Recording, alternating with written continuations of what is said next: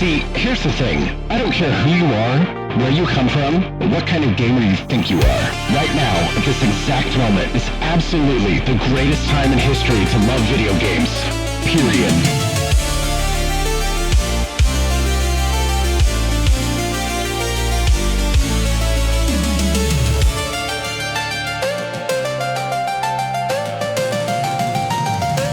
Umbrella Fight. The week. Wow. Let's go.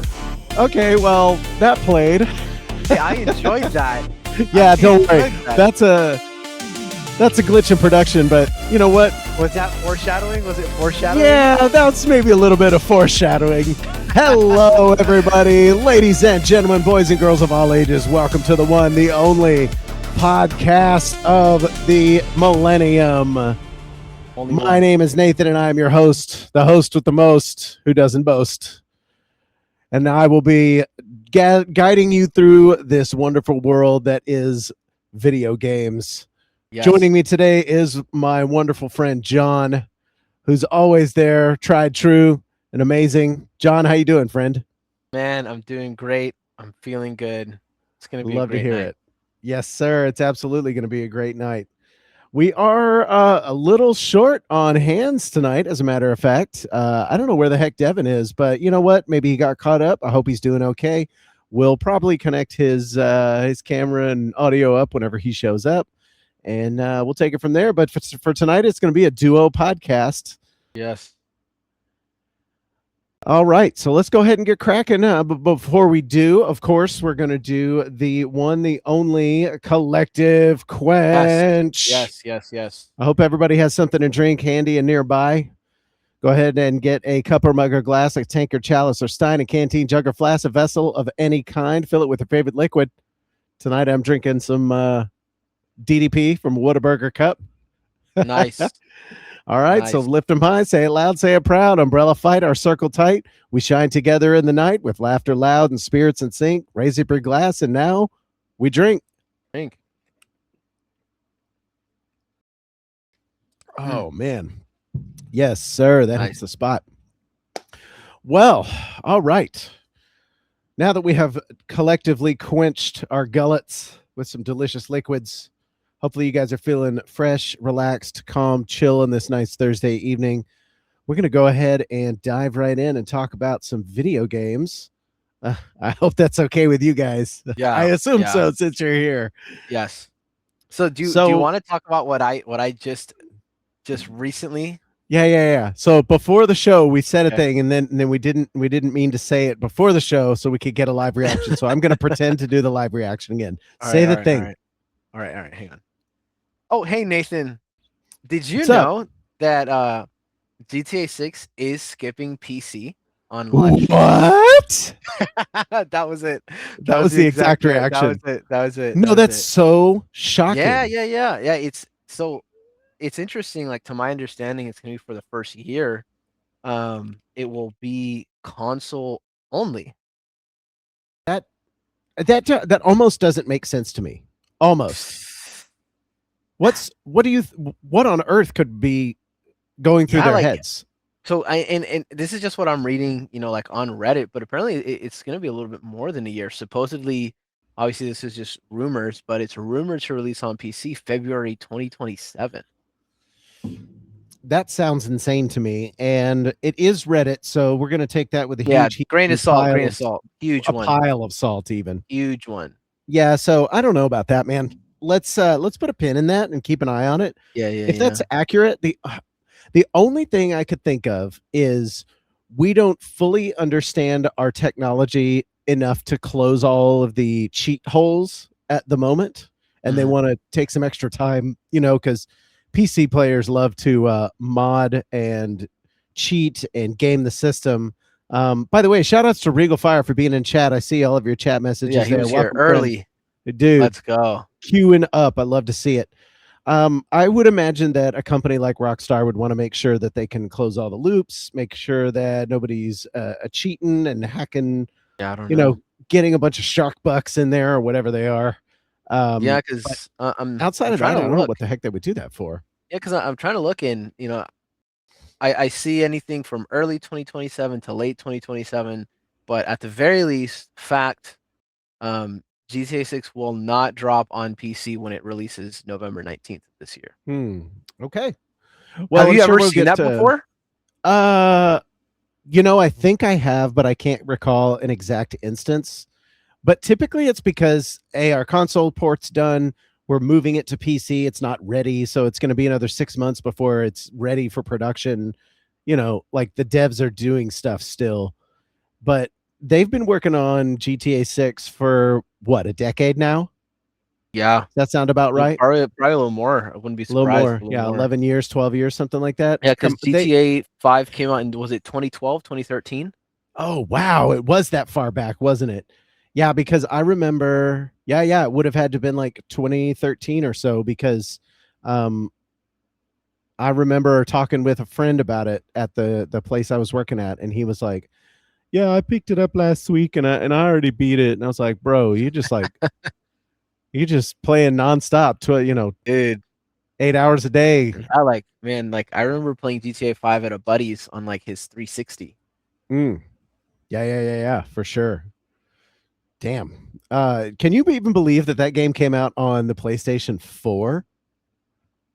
That kind of blows my mind. Actually, I think was there a PS3 version of GTA 5? There probably was. Let's see. I'm gonna try and find To that. my, Yeah, there to my, absolutely yeah, was. because if there was a 360, then I'm sure there'd be a PS3 version. Yeah, so we've had it on It's PS3, crazy to PS4, think about. PS5, PC, Xbox 360, Xbox One, Xbox Series X, my toaster, the pregnancy test. Oh Yeah. wait, that's can Doom run it? But I mean, it might as well be Doom. Let's see, Doom, Skyrim, and GTA 5 have been on everything that's had a screen so far. I'm Yes, certain of pretty it. much. So, can a pregnancy test really run Doom?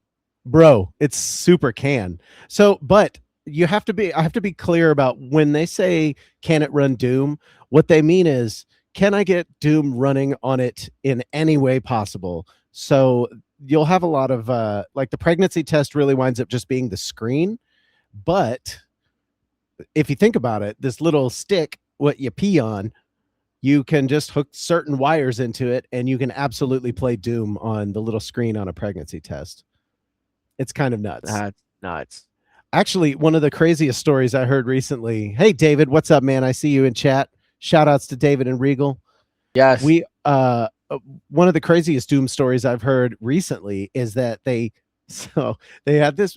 It's like a ball about yay big. If you're seeing on the screen, it's let's say maybe a foot in diameter, and it's a sphere that they stuck a rat on or a mouse. It's not a rat, it's a mouse, and they hooked this mouse up to this tiny VR screen, and it can move around on this ball to control the character, and the enemies don't move or anything, but it's got like a little lever to shoot the gun, and they got the mouse to move around and shoot the gun to kill the standing still enemy, and it would receive a little pellet as compensation for its Wow. efforts to coax it to do stuff.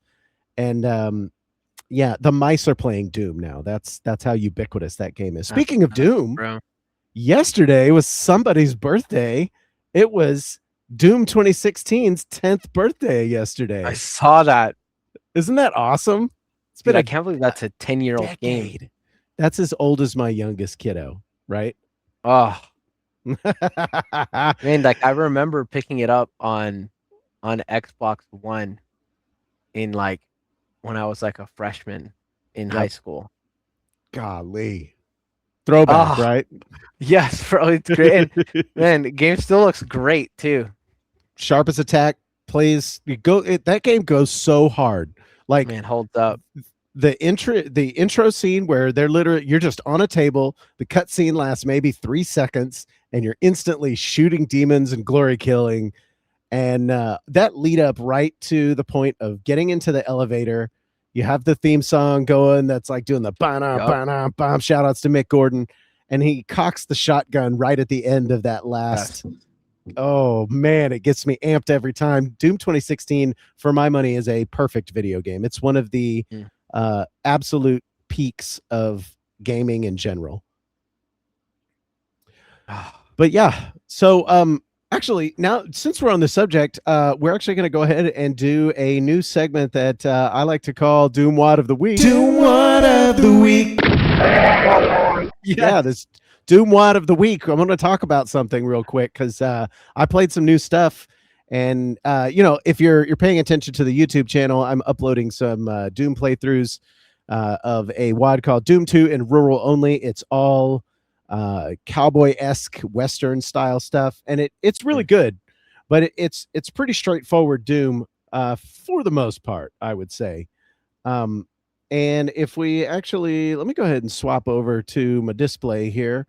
I want to show you guys, tested in production, that kind of thing. But I want to show off something that just came out today, I believe. And it's called Gray Cat.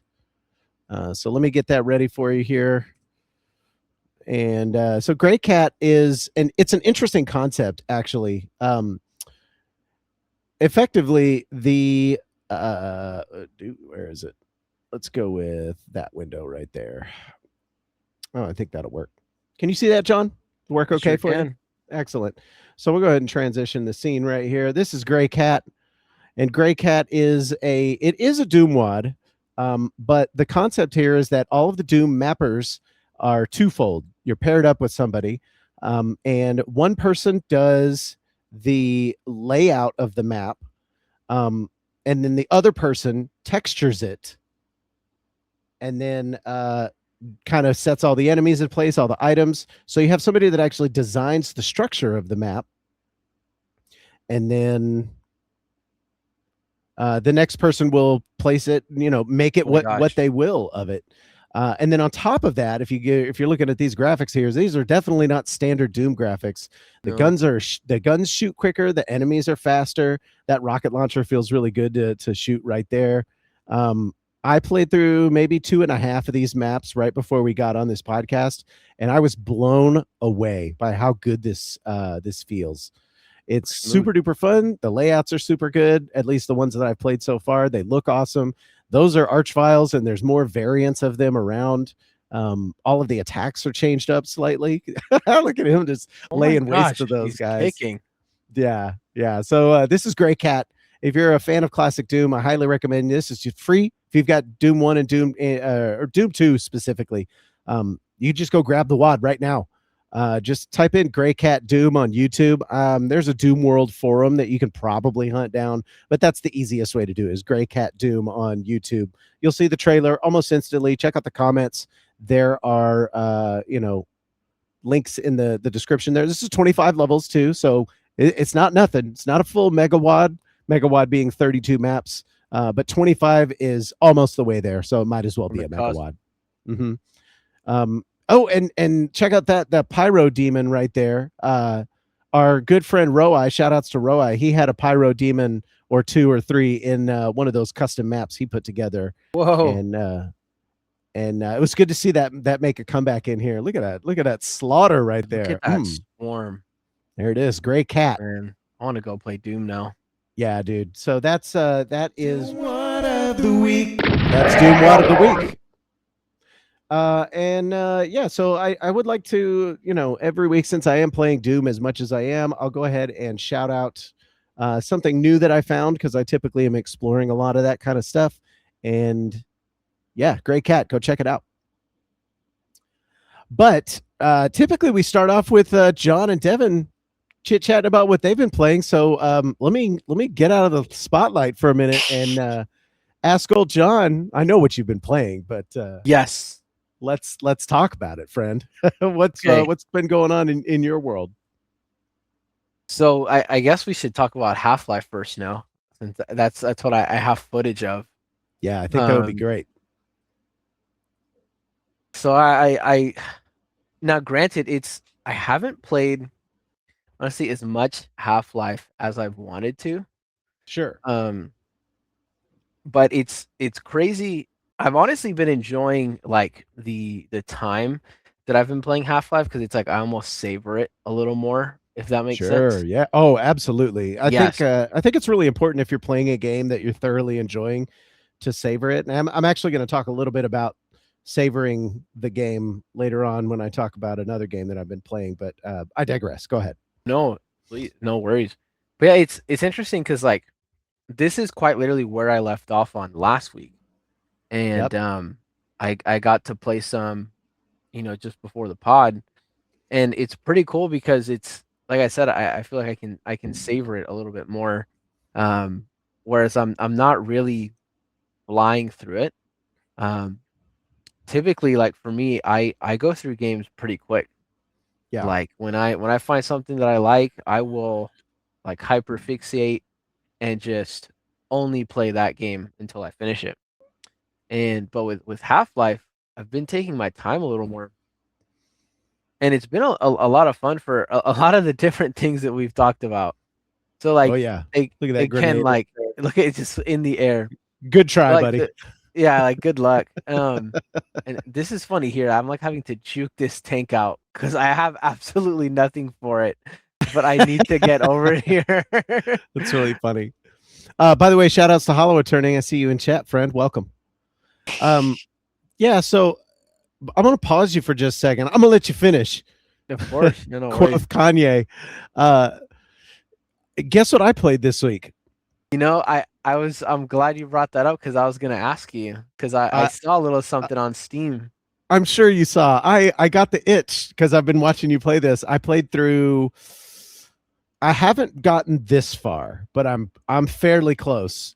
I got up to the point where okay, so you remember when we first discovered that alien in a tank, and you were like, "What the heck is going on?" And they Yes, were in the lab. shocking. Yeah, in the lab. That's basically where I'm at right now. Okay. And I set it on hard. That might have been a mistake. Luckily, since this game is old enough, what is this, 1998? It loads and saves instantly. Like there's no it's wait so time fast. at all. Dude, look at this armory. But yeah, you inspired me, John. I had to Hey, go I'm back glad. and No, check I it out. saw that and I was like, oh my gosh, he's playing Half-Life right now. It's fire, dude. No, it's a great game. Yeah. And it surprises me how they're still surprising me. You know what I mean? Yeah, for sure. Like that's what's crazy. So like at first the security guard here, I'm just like, okay, he's just randomly here, I guess. But like no, actually serves a purpose. And he opened that armory for you there.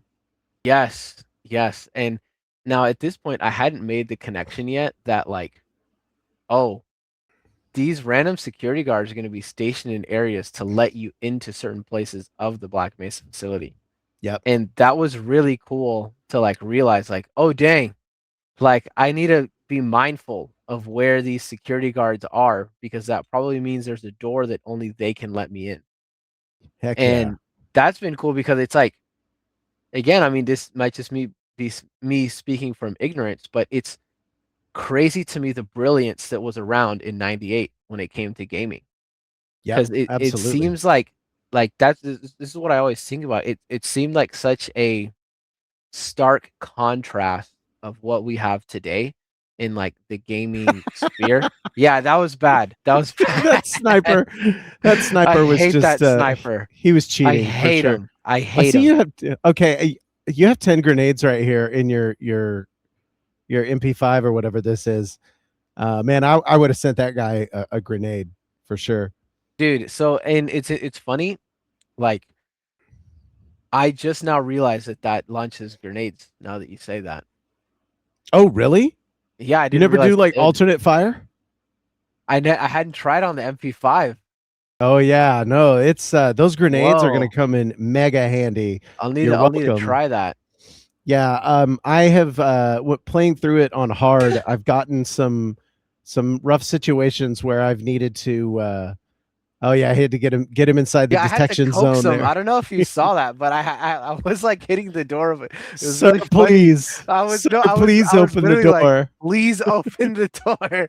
Like I need you to open the I door. can't do this without your help, friend. You know, literally, I was like, please open it. It's so And funny. I will say on this part, I did kind of save cheat a little bit just because like I was like, I'm not trying to do this again. Oh yeah. So one of the things that I like to do, by the way, hotkeys you should know. I'm going to teach you one more thing as well. F6 and F7. F6 is quick save. F7 is quick load.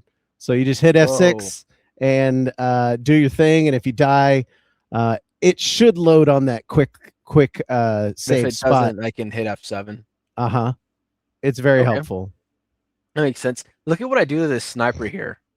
So I You're pissed just me like, off that like this couldn't ganking get him. through the brush, Yeah. but I realized something. I have a rocket launcher, Nathan. Yeah. I have Yeah. a rocket launcher. There you And that go. got him.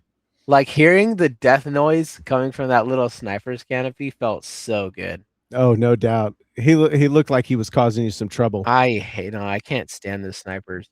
Yeah, they're pretty annoying. I think you're gonna like when you get back into it, firing grenades into the holes like that, and just kind of dude, yeah. Now that I know, from the MP5 is so handy. that's really useful now. And so this part here, I'd like you to pay attention to the gameplay here, Nathan, because like I find this again to just be really interesting, right? How like there's this little like subtle ledge that you almost wouldn't notice, Oh, right? the But lip. it's like the lip.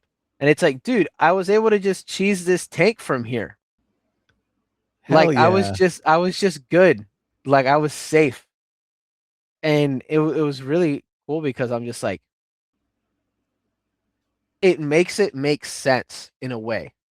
Like Yeah. yes, I'm in a game where like there's aliens and there's stuff happening and I'm like a scientist that somehow is like trained in multiple different kinds of weapons. But like martial arts of the crowbar variety. yes. But it makes sense that right he can't fight a tank out in the open like that. True. You know what I mean? True. And for the game to give you a reasonable way to achieve that by purely the environment, I thought was pretty cool. I think smart level design, and this applies to every first person game, every game for that matter. Smart level design is one, challenging the player, and two, Yes. giving the player the tools necessary to accomplish your challenge. Yes. Like and look that's here. what they've done just based on it, the layout of what's going on. That little lip right there, they didn't have to add that those extra No. 5 polygons maybe. Yes. But And they did. what's interesting is like it makes it make sense because here I'm like I saw that ladder, right? But I don't know like how to get to it. So I'm like, okay, let me look around, right? But I realize, wait a minute, the lip goes around. And initially I was thinking here because these containers had flammable on them. There was a previous level where you destroyed a set of containers like that and it opened up where you needed to go. So I'm thinking like, oh, maybe I need to explode it. But then I realized, no, it's the lip.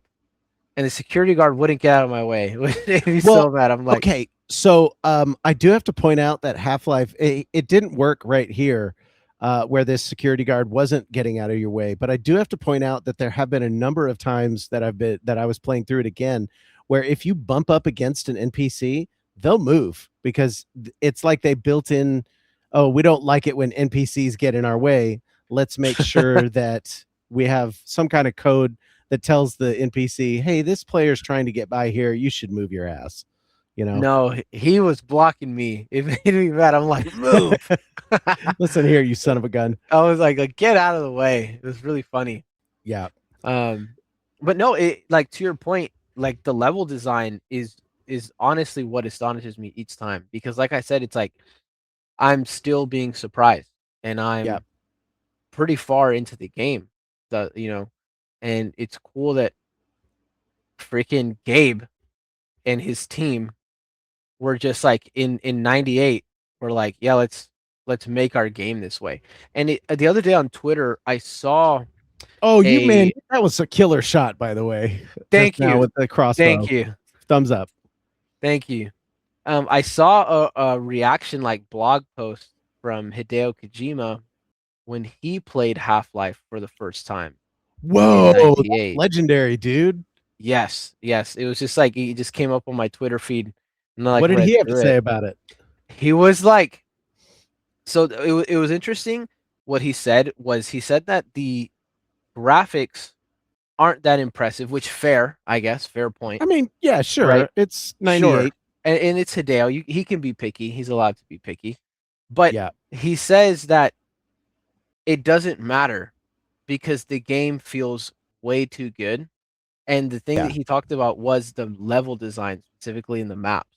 And he was like referencing, because I'm not sure if when the time that he wrote this blog post, if he was in the middle of making a game or not. I'm not really sure of when Hideo first started really making games in the gaming space.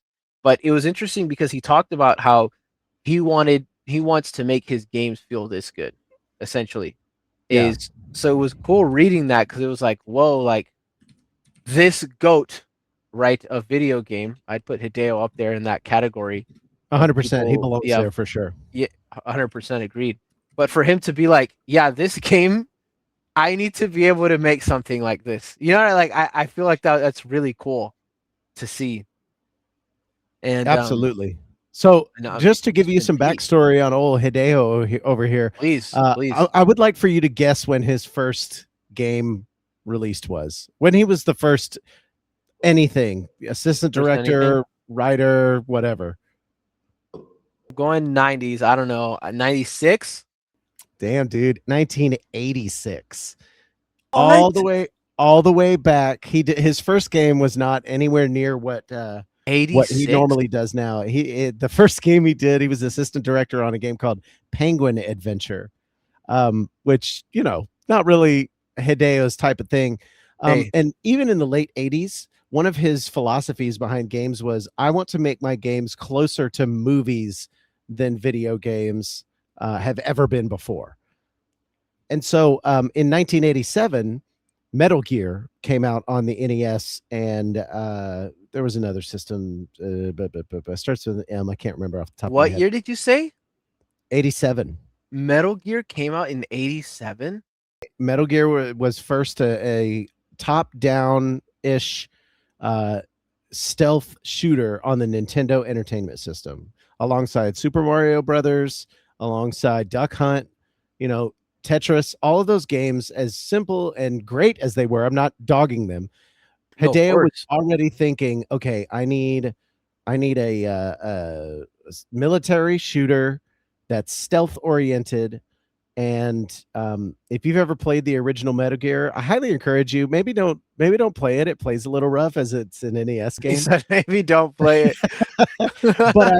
but watch a playthrough of it for sure, and you'll see Dude, like, the how do you beginnings. even do stealth shooter from a top down? It's tough, but you know, it's sort of like you know how the mini map in Metal Gear. You ever played Metal Gear? Like I played Solid Phantom and Pain. oh, okay. So like the mini map that shows where the cone of vision of the guys are, Mhm. that sort of thing. That's kind of how you would approach it, I imagine. And you hide behind boxes, you hide behind trucks, you try not to get spotted, and it's straight up a Metal Gear game on the NES. It's very Wow. impressive. But that was something that I really loved listening to him talk about, really I read about it. There was interviews and him talking about wanting to make his games more like movies than games have ever been before. Yeah, that's exactly what he's accomplished. I mean, you take the whole of Metal Gear Solid 1, 2, 3, and 4, and Phantom Pain, and then Death Stranding. We got to see And I gotta check out Death Stranding. Dude, you must play Death Stranding. It's absolutely awesome. For him to have gone through all that, and even in his early days, be calling Half-Life out as this game feels great. He's 100% right. What's the one? What is that thing that we say here? Graphics don't matter. They truly They don't. don't. Like, you know, they have to be good enough, and even No. then, sometimes they're not good. Sometimes they're not good enough, but you bypass it. You don't care because the game feels good to play. Controls are Right. everything, and Yeah. I'd say secondary to controls is level design. You need your players to enjoy what they're doing in the game, and it. Sorry, I've got 100 thoughts running through my head, so I'm just Please. going to barf them all out. I'm in. You said earlier that it made sense. Yeah, it made sense. Even though you're in this world full of aliens, you can imagine what it might be like to have this gun and run through this hangar and shoot at these aliens and protect yourself from these soldiers. This still is grounded in a real world. It's not like I have to learn the mechanics of Mario. Mario jumps this high.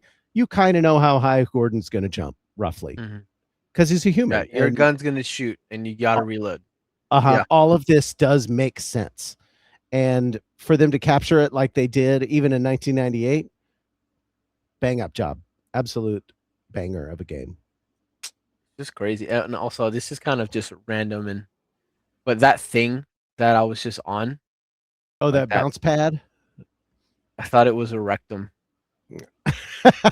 Like it doesn't, like it look. I was like, Ground like butthole. thing. Like, what are we checking prostates? Yeah, it sure looks, you know, Look at yeah, it, I can Nathan. see that. Look at it. It looks more like a boil or a sore to me. You know what I mean? It's The way it gross. pulsates, I'm like, ah. Ooh. Oh It's using man. the powers of prolapse to get you up where you need to go. Literally, literally. Oh, There's but something gross about this game, isn't there? yeah, I like it is, for example, like there were certain parts previously where I was in Black Mesa's waste management Mm. Oh area, yeah, and residue like processing. yes, and it's like, you know, when it's like you can smell something from this screen. Yeah, That's what it like kind of felt like, is the best way I can explain it. absolutely. Also, this part here pissed me off. Oh yeah, that thing's those things are sending. Oh, that's ammo. That's right. Yes, but it had like a bunch of those little things. So This annoying. part was really cool, Nathan. This part here was really sick. I'm like, why can't I move? And then I hear them say like, "Oh, there's movement," and I get shot down, and I'm like, "Oh, I'm Oh, scared. that's so I'm cinematic scared." right there, I was isn't like, it? "I'm scared. I'm scared," and Golly. I just started throwing nades. I think I you was got him. so scared. I was like, "Oh my gosh." Yeah, so even in 1998, they're doing stuff like that where you're not able to progress, but just for a split second, you wonder what's going on, and then something cool like that And happens. boom, something happens. It's not quite a cutscene, but sort of it is. It's like an in-world event that was not very common in games at the time. Man, I'm I'm I'm looking like watching this. invested in the gameplay now. Like I'm just like, Yeah, kind of. I'm man. trying not to accidentally watch the whole thing and just hang with my jaw open like, "Oh yeah, I forgot about this part." But yeah, so let's actually scrub a little bit further. Yes, please. Because there's a part that like, There was you said something happened that you wanted yes, to talk about, so I'm going to kind of you move can. forward a little I'll bit. let you know like kind of when. Here, yeah. Go back a little bit more. Oh, is that one Look of at those that thing. one of those like Yes, power up? So I went through that section called power up, and you have to kill the giant guy by electrocuting him inside the yes. in between those two things. That's one of those guys, right? This is the thing. I'm not. I don't recall if it's the same kind of like thing, I don't know if it's as big though, but but I you will know, he's in a say parking garage. I was really scared because look at my health, Nathan. Why does it what? Oh, 7. I had the screen like floating somewhere else, and all I saw was the 0, and I thought that can't be right. No, so I'm literally thinking here, Nathan, like, what do I do? Because I can't, go out. I can't Yeah, you leave can't get hit, where not I even am. once. No. And I'm like, all right, time to just shamelessly be that guy. But look at this thing, Nathan. Look at it. It's enormous for sure. It's like the cyber demon Look at it. of Half-Life. It has flamethrower arms. Yeah, that's the exact same thing that's in Power Up, and you basically have to run away and find a better way to kill it than your weapons. Yeah, so it's interesting because I like tried to see if there was something else, and I'm like, surely he won't chase me. Oh, but I think you might have been wrong. Yes, I was indeed wrong. There he goes. I blew myself up. But That's funny. I will say I did figure out a strat here. So I saw that he has this animation where he completely obliterates those guys. I don't know if you saw that, but he smashes them between a car and the wall. Yeah. And so I'm like, okay, I made a mental note here initially when I saw that because I was like, okay, there might be something I can do with that. Um, so this gun, by the way, is so cool. It's really awesome, No, especially it's when you really charge it cool. up and you just like, bah, get Really cool. the giant charge Really up cool that it weapon. does is super cool. Yeah, here I was just kind of like, let me see what I can do to it. And again, because I'm at 7 health, I'm not great. What's happening? And look at this. Look at its face, Nathan. Look at it. It's And I'm doing definitely menacing for sure. yeah, and I'm not doing anything to it either. And look at this thing. It like tracks you. Like it Yeah, literally so it came inside the room. I was like, no. it'll stomp on the ground and send like that red shockwave thing to you while you're running. It's annoying. So if I recall correctly, here I actually managed to kill it, but I died at the same time. I was like, okay, this is the strat. Is I'll just throw this C4 and just just kill it, and little by little. And then I don't remember how I did this, but I managed to like kill myself with it. That's funny. Yeah, It's I was kind of like, no, yeah, right there it there. goes. And then Oh I yeah. actually managed to kill it. And I was like, no. Understood. Yeah. So that's something that I think is nice about this game. The explosions mean something in this They game. sure do. Like they are not playing around. They will mess you up good. And I also like how he's changing the terrain here, because those cars normally you wouldn't be able to drive them or anything like that. Oh, look at you going ham with Look at the. no, I'm literally figuring it out. Like I'm like, okay, I can do this. I can place these mines. It's gonna walk here. And then I'm like, okay, now it's just throwing nades. And I'm literally in my head, I'm like, okay, I need to hold this angle.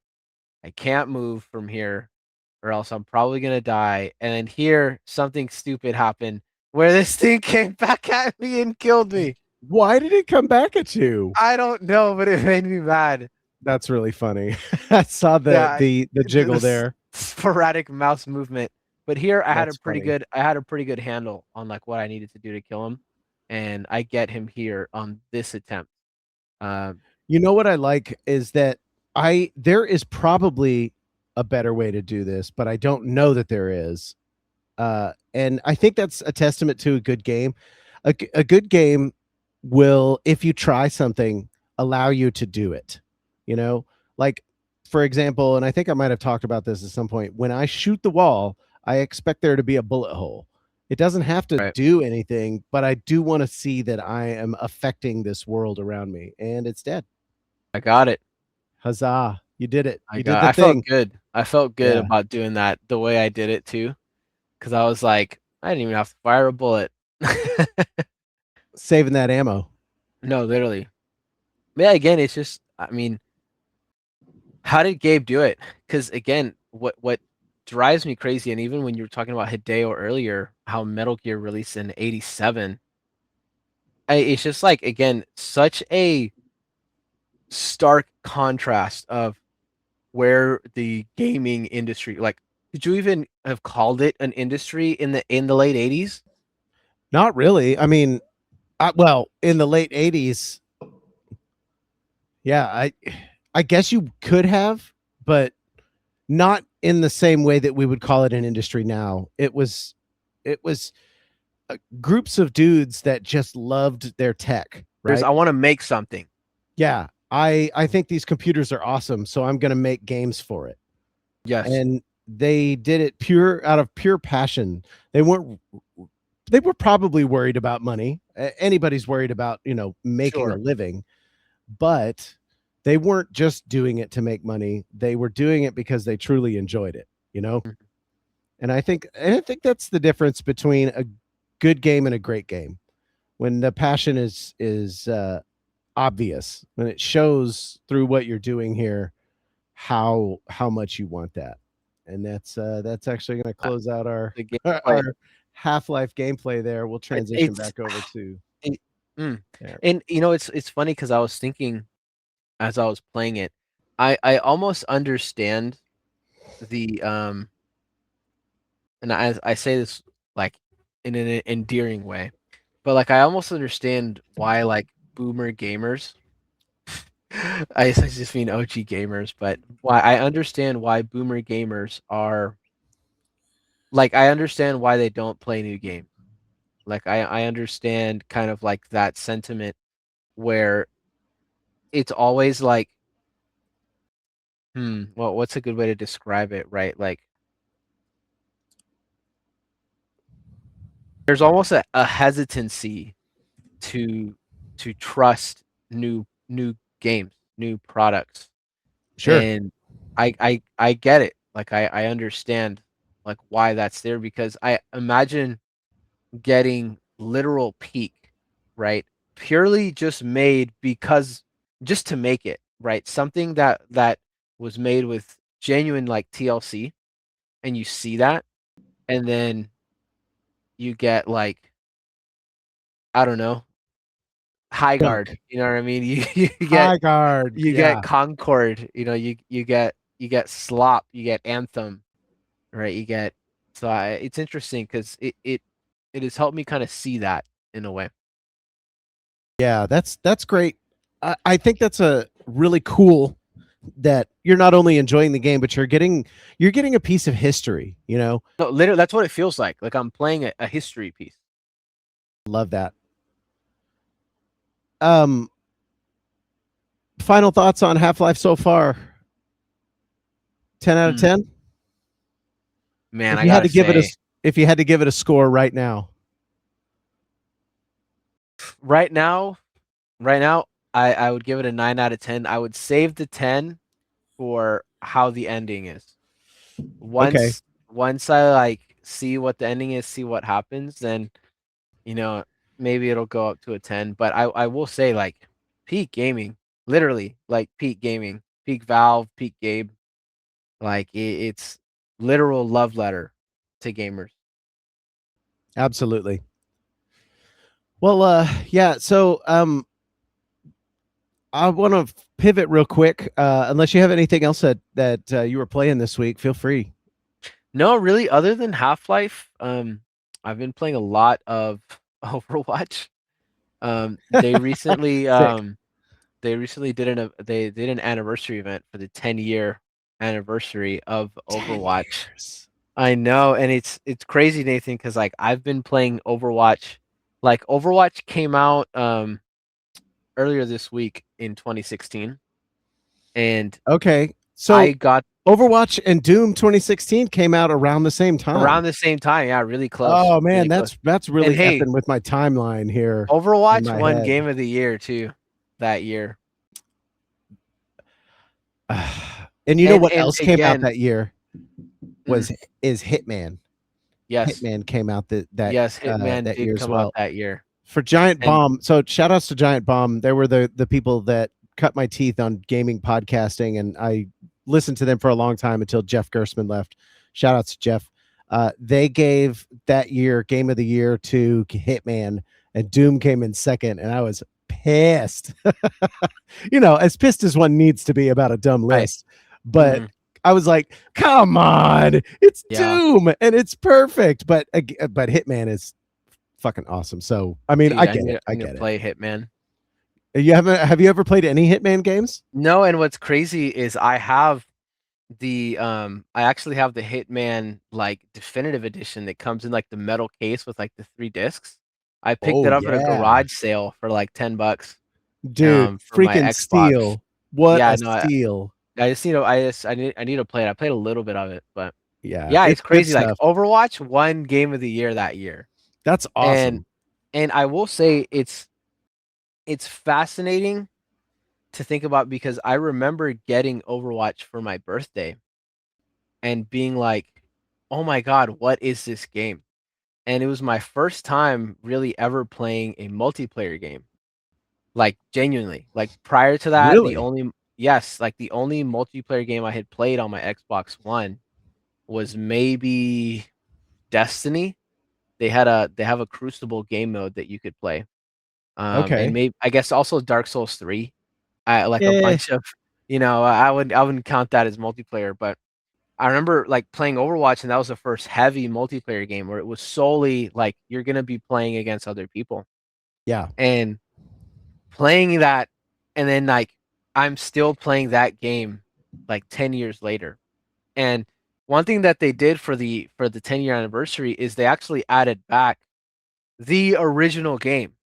So in Overwatch, there's an arcade mode where you can play kind of these other.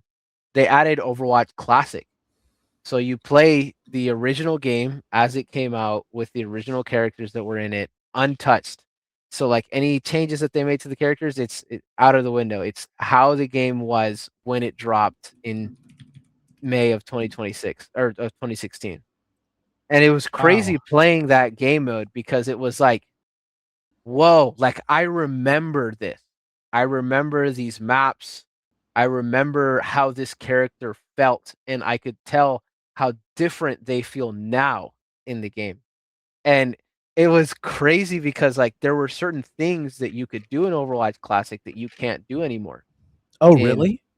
Yes. So like in Overwatch Classic, you could there's a tank, there's a DPS, and there's support. There's three classes of heroes. In Overwatch Classic, you could go all tank if you so desired. You could go all DPS, you could go all healer, right? You could do like all these kind of like just goofy things that you can't do in the game anymore. The game now is much more polished. You actually queue for the role that you want to play. Back then it was open queue, so you could boot in and like just play whoever you wanted. So it was crazy, like getting absolutely like railed by like 5 Reinhardts and a Mercy again. Like Five of the it same was character is yes, hilarious. yes, like seeing like I hadn't seen that in years, right? So like having that experience of like, oh my gosh, what do we do against 5 tanks? Like it was such like a nostalgia like thing. It was pretty cool. It was pretty cool. That's the But right kind of anniversary celebration, I think, right, right there. yeah, like I think it's pretty cool that they literally brought back how the game released on day one, and we're just like, hey, this is a game mode now. You can just play it for the time of this event. Awesome. That's Yeah, it's super just fun, man. yeah, it's been a lot of fun. I was playing one thing that's cool is that like I was playing comp the ranked game mode with David with my brother, and Sick. like man, we still got it, Nathan. Like that's what feels good. It's like like we're still good at the game. Like all these years later. That's great. It's been a lot of fun. I wonder when I wonder when Overwatch, or I guess since we're talking about Overwatch, I wonder if there's ever going to be a time where it's literally nothing but sweats, and it is like no matter who is there or what they're doing, Mhm. it's all top tier players at that point. Yeah, That'll be like the it's tail end of the lifespan for of 100%. And in it's any game. interesting because like I will say Overwatch does a good job at like splitting up the different game modes. So there's a quick play with an unranked game mode, and then there's competitive. And they do a really good job at like there's even this other new game mode called Stadium. Like you can do a lot in that game. There's a lot of different things you can do. There's even like how there's a Gmod aspect to the game where you can make your own game inside of Overwatch with the Overwatch characters. And like That's wild. yeah, so like there it's if treated well, right, if done correctly, Overwatch has the potential to be one of those games that's just like out forever. That's just been around. If done right, of course. If done right. Yeah. If handled with There's care, they right. almost fumbled the ball, you know? They sure did. They sure did almost fumble. Some say that they did fumble but recovered. Yeah, I will say Luckily. they recovered pretty well. I mean, their last I saw, because when Marvel Rivals came out, it was like, oh, so like Overwatch is dead now. And Everybody was playing that for yeah, at least everybody for a time. yeah, even I was playing Marvel Rivals. But if I'm not mistaken, I'm pretty sure that Overwatch has more players right now than Marvel Rivals. Like Really? my understanding, it's pretty close, but like it's still like it's kind of crazy. It's impressive in all honesty. Yeah, 100%. Let's actually pivot real quick over to SteamDB and check out Let's take a gander. Overwatch. Let's take a gander. In game, 56,879 people in game on Overwatch. Let's see it. Let's see it. And then Marvel Rivals, Oh, 87,000. 87,000. Not bad. nice. Yeah, solid, right? Both, it doesn't really matter that the Marvel Rival numbers is, higher than Overwatch. Both of those numbers are in a ballpark that I'd say Yeah, is respectable no matter what. right. They've Yeah, got a right. They're solid talking about, foundation like, of X number of players, anywhere between Mhm. 50 to 100,000. That window right there is this game is alive and well, and people are enjoying it. yeah, that's like I was like a 15K player difference, 15, Yeah, 20K. really not Like that bad. for a game that was in the gutter, Yeah, literally, yeah, literally. But I still think it's insane that like I truly like I don't know how Overwatch won Game of the Year 2016. yeah, yeah. Like that's really because I mean the prior year, if I'm not mistaken, I think Witcher 3 won Game of the Year, if I'm not mistaken. So like it's crazy to me that like I don't know, you go from The Witcher to Overwatch winning Yeah, Game of the Year. yeah. That's Like kind of insane. a multiplayer game. Like how many multiplayer games have won Game of the Year? That's Because like typically it's always been like these really impressive like single player games, like very story driven games. Like I think it's pretty crazy that Overwatch somehow just got that in 2016. yeah, 100%. And and fair enough. I mean, that that game is excellent. So it makes sense that it would be worthy of some accolades. And alongside other things like Hitman and Doom 2016 having won Game of the Year for various outlets here and there, I think it's good that a multiplayer game can get some recognition like that, because the more variety we can have in games, to a certain extent, I'm actually slowly transitioning into talking about what everybody's on fire about right now. But I think it's important to have a wide array of types of video games, Agreed. so that people who love to interact with their video games and have a good time can do it in a number of different ways. So yeah, shout outs to great games of all types. Along the same lines of Overwatch resetting itself, did you hear what happened to Final Fantasy 14? I did not know. So I don't play FF14, and I'll probably butcher some of the facts. But as this game was moving along and progressing, because Final Fantasy 14 is basically their MMO, right? And as this game was progressing and moving along, there were some things that they weren't happy about, and I think they had either made some changes that the community wasn't happy about, or backed themselves into a corner. Well, to solve this, they decided to reset the game, but they did that by having a giant dragon destroy the original version of the world. What? In game, in the storyline. When did this Bahamut, happen? like this week or last week or something. It was super recent. Whoa. And in the game, they had this dragon destroy the whole world and reset everything. And it was a new world after that. And on one hand, maybe don't back yourselves into a corner, but on the other hand, kudos to them for doing it that way.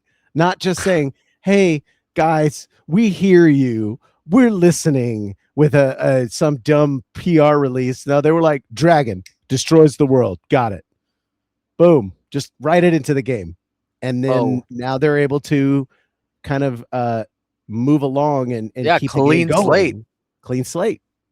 And I just thought that was really cool. It's just like Overwatch 2. They were like, nah, how about not?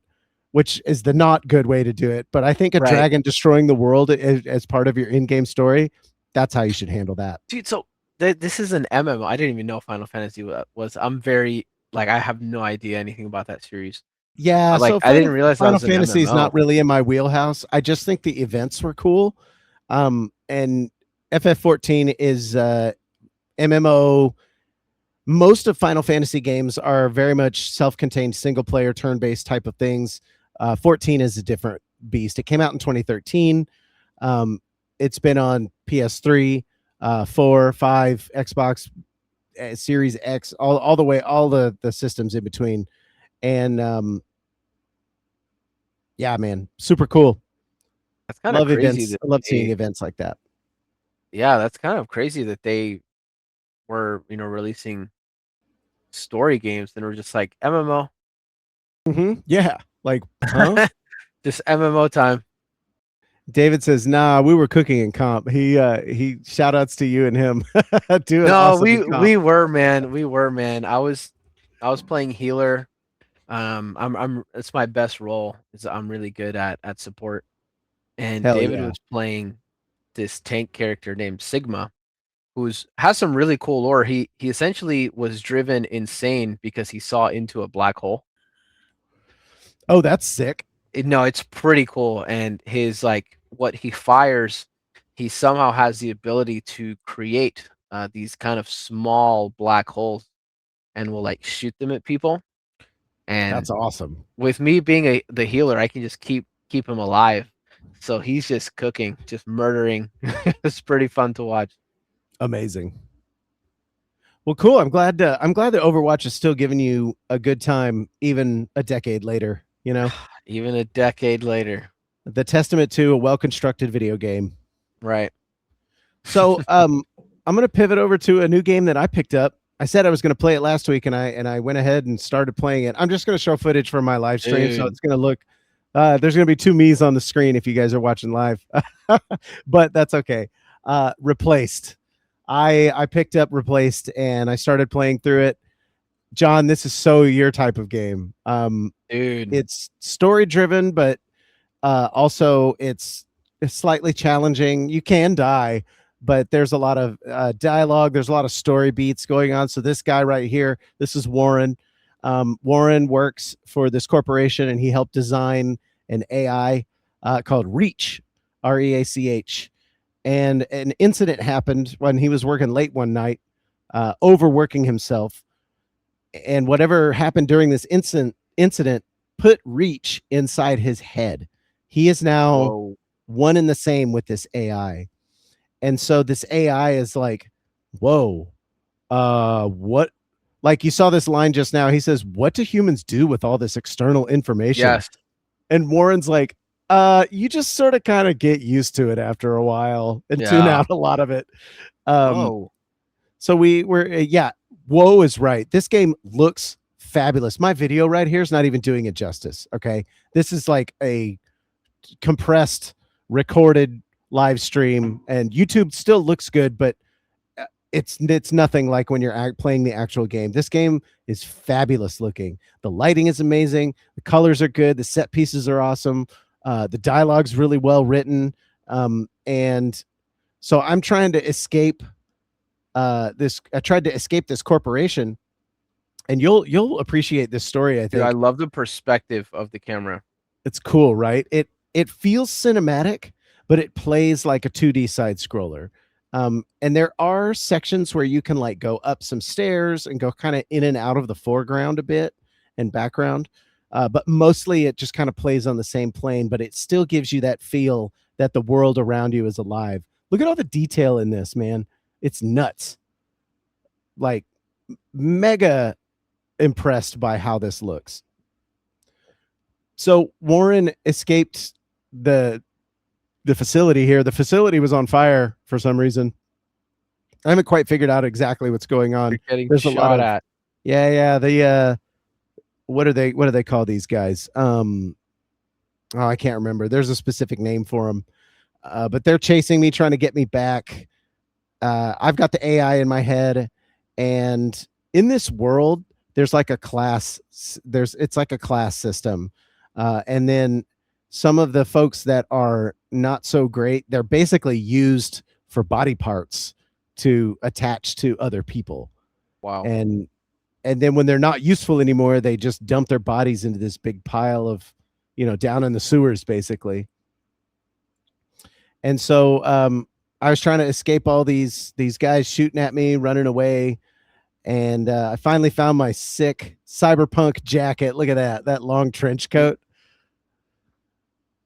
And so the whole time, Reach is just trying to figure out how to navigate this world with me as the body. There's this intro sequence is really great. The music is fantastic. A lot of running in the beginning. I wouldn't call it boring because really it's just showing off these awesome set pieces and letting you get used to the controls and whatnot. But later on, you start having to move things around, and it does the yellow paint thing, which last week we talked about yellow paint being okay. Good. And in a story-based game like this, yellow paint is absolutely fine. It helped me really go where I needed to go to push the story along. Some of the puzzles are really light and do challenge you a bit, like, hey, you do have to figure this out. But there are sections where the yellow paint is not quite so obvious. This one is actually exactly where I was imagining. So you can see the yellow in the upper right, but it's not exactly it's not painted exactly right there, but you know that you need to get there somehow. I need to get there somehow. Yeah. And so yeah, as I was trekking along through this world, I meet this guy. There's a section where this train comes through. I'm trying to find a fight section, and it was probably later on. There we go. Where did I fight those guys at? Well, anyway, there it is. So the combat is very Batman-esque. You have your red that flashes above the enemy's heads, which is you can't dodge this. Then you have your yellow for counterattacks, and you just whoop the heck out of these guys. And I love this is set in 87, I believe, 1987. It's sort of a split timeline. There was a nuclear event that took out a ton of things in the across the United States, and we're now at the point where a corporation, well, it started off as an organization to help people, and then it grew into a giant corporation to help rebuild America, right? So now everybody just kind of does what the corporation says, and it's become this sort of dystopian controller of your everyday life.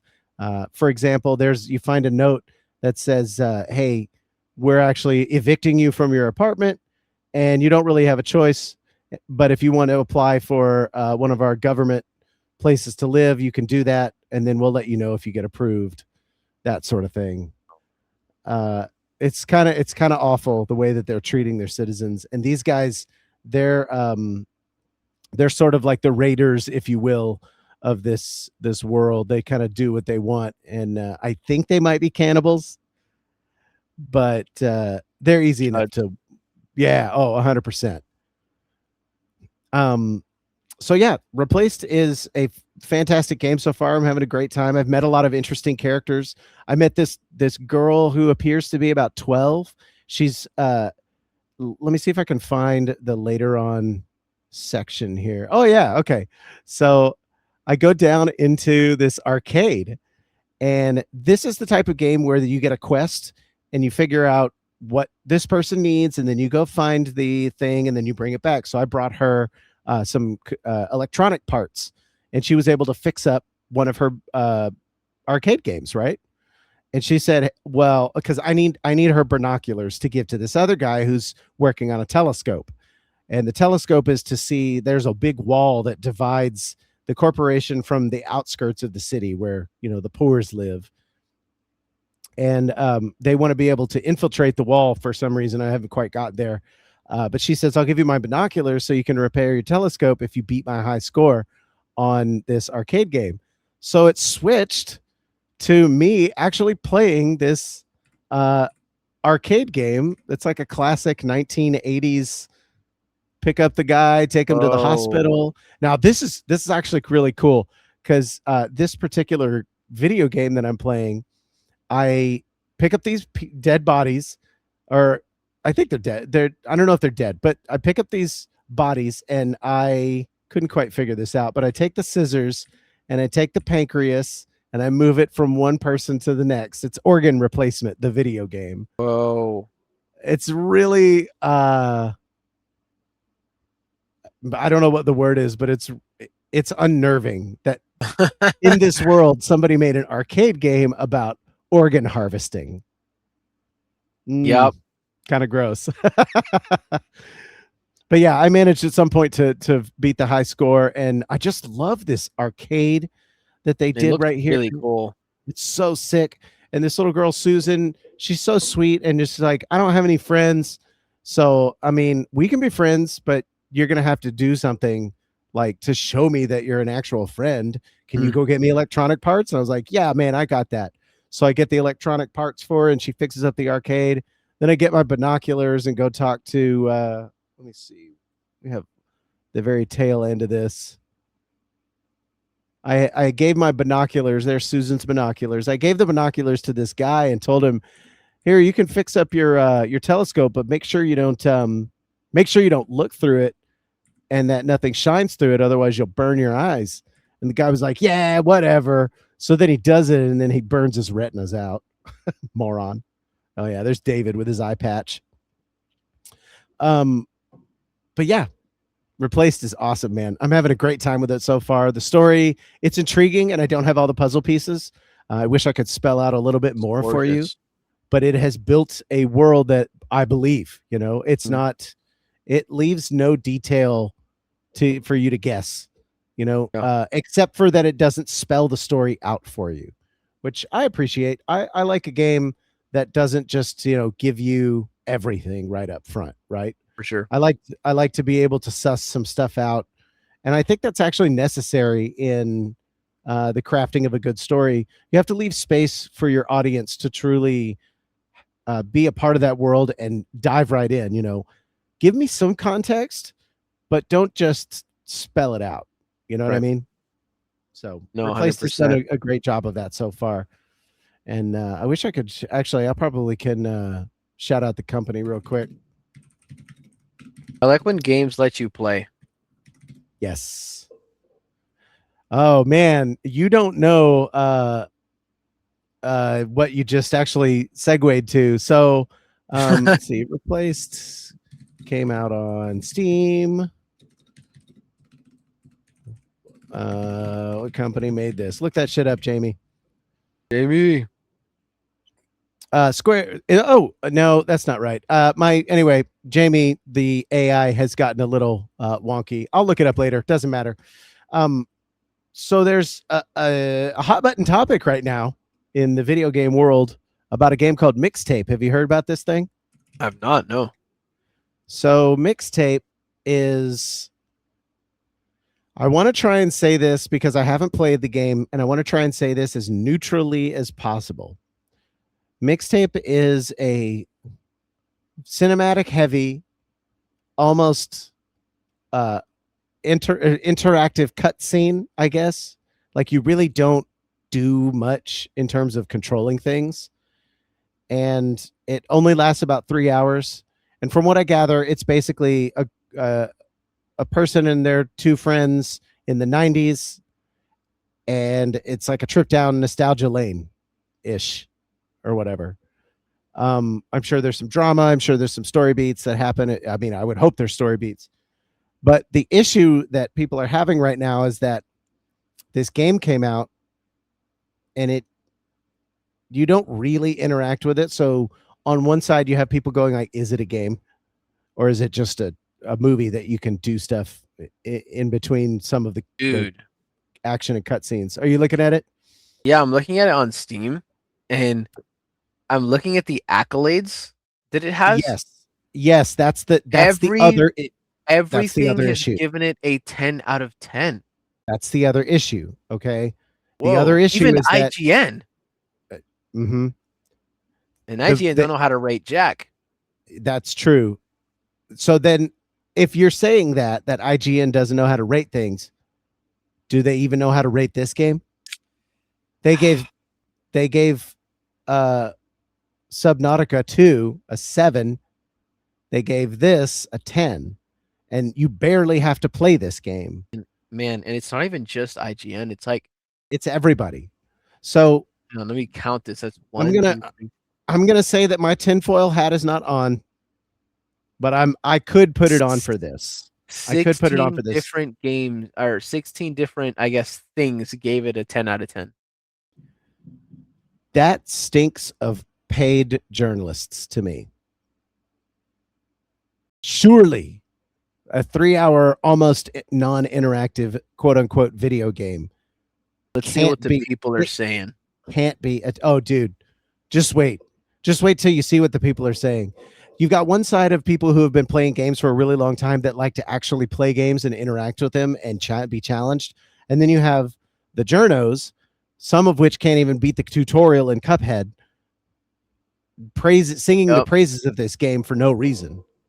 Shout outs to Dean Takahashi. Get good at games, jerk. Yes, please. So, my question to you, this game's almost irrelevant to my question, but it is the springboard. What level of interactivity is required for a game to be a video game, John? So that's a great question. So like, it's interesting because it's funny. One of the reviews literally says, what did it say?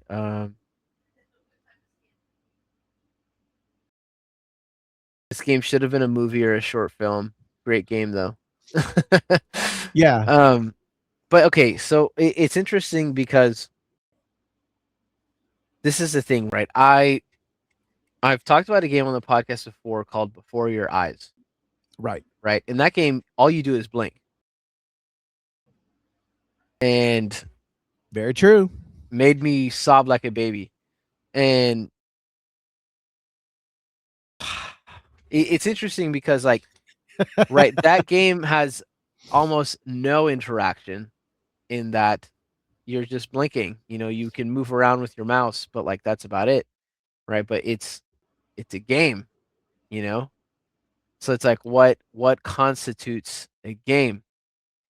Because you have it. I don't know if you heard of this game. This is kind of a recent game. It came out last year called Dispatch. Yeah. Dispatch is another, like, very heavily story driven. Like, my understanding, you're not interacting with a whole lot. You're kind of watching. But you do things in between those story beats you do make change, choices, to alter the outcome and make choices. There that is true. Some level of interaction. And I would even argue that Blinker, You'll Miss It. Is that the title? Before Your Eyes. Before Your Eyes, sorry. Before Your Eyes, the challenge is how long can you hold your eyes open to stay in this moment? That is true. So Fair enough. There is a level of interaction that changes the game, even in the length of this pastiche that you're seeing before your eyes. So as little as it is, the players' interactions do alter the course of the game in some fashion for Before Your Eyes, for Dispatch. What else is story heavy? All those Telltale games, right? So-and-so will remember that. You have altered the story. The course of that story changed because you made a decision. Mixtape, by the way, Hollow Attorney, I saw your joke, mid-tape. Great joke. I love that. I'm stealing that. I'm going to post that on Twitter later. Mixtape does not do that. Mixtape, no matter what you do, you will get through the story the same way every single time. So my argument here is that it's not a video game. So yeah, Regal says, at what point does it just become a movie in regards to Mixtape? Yes, exactly, right. Regal. At what point does it just become a slightly interactive cutscene? Would it have been better to just make it a movie or 6 YouTube shorts or whatever? Yeah. And just have your quote unquote players or audience watch it. What's the drive for it to even be a video game? So I think this Steam review actually captured it pretty well. This person had 10 hours of playtime. the time of the review. Should have been an animated movie or TV show. I'm a big fan of the slice of life genre. This game does what it sets out to do well. It tells a little coming of age story to the soundtrack of their lives. It's nothing special, but that's completely fine with me and for the genre. Maybe it could have been done with some love elements to increase the stakes, but it works as it is. The music picks ranges from fair to excellent, so no complaints there. I think where this fails to deliver is the game aspect. Why is this a game? You want to take advantages of the interactive medium when you create a game, but there is no user agency. At no point can you do anything to direct the life paths of our protagonist. The mini games are barely serviceable and surely not the reason you would pick this game up. The low frame rate style destroys flow, and the half baked gameplay makes you think you'd be better off playing some retro C64 game from the discount bin. As Mhm. soon as you try to experiment and see if you can do something cool, like sliding a rail with a skateboard or latching onto a car for a ride, you are only rewarded with breaking the flow of the moment. Or even worse is the interactive session of filming the party, where you get stuck too long walking around trying to find the last meaningless interaction so you can proceed. The only reason this is a game, I would say, is the narrative trick of letting you click on stuff to know more about them. But is that truly the best narrative style for telling a story or just convenient? I recommend the game. I got what I came for, but the interactive aspects left me wanting them gone. Mm. Solid. I think that's And a fair review. I don't I think know. so. It sounds like it's giving it the benefit of the doubt, but doesn't quite make it over the hump. And then I'm looking at all these other reviews on here. 1.1 hours on record, product refunded, terrible. 2.1 hours on record, product refunded. This is not a game. It's an interactive PowerPoint presentation that even plays automatically. Point and click, no adventure game. Product refunded. Sucks, boring. This is not a game. No clue what's up with the high scores. Product refunded. Like, This one's really funny. It's not a 10 out of 10 game. It's a simple slice of life game. Hella cringe most of the time, but IGN mad tripping for 10 out of 10. Props to the developers for a different pace type game. It's just one of those play it once sort of experiences, mainly a brain dead cozy story. Not gonna mm. hate on it, but I'd give it a 6 out of 10. Nice little niche game. That's all. Slater carried the plot. So, okay, a little bit of backstory here on Mixtape. Mixtape was made by the daughter of a billionaire. She wanted to do some kind of thing or whatever. So the first question I have with that is it truly an indie game? You're funded by big money somehow. It's not You really said it's the daughter of a billionaire? a billionaire is in the Nice. mix. So then the next question is, if you make this thing, I'm all for making things, and I actually don't fault them for using their No. resources to make whatever they want to make. That's not the issue. The next thing that I have to ask is, what kind of care packages were sent to these reviewer outlets to get those super high 10 out of 10 There's scores? no shot, bro. There's no shot. 16 different, I don't even know what to call them, journals or reviews or whatever, giving it a 10 out of 10? Yeah, no way. In this No day way. and age? Not a chance. And first of all, like you said, IGN lost all credibility with the cup when Cuphead came out. So like Bro. I don't, yeah, like You should see their Mouse PI for that. Hire review. Man, I don't doubt it. They don't play games over there. That is the thing that this shines a glaring light on all of these journalists, these video game quote unquote journalists. They don't like video games, but they're reviewing them for some reason. And this review, actually, I pulled this review up in particular. This is a user on Steam. I won't shout out their username so as not to get them, no shade there.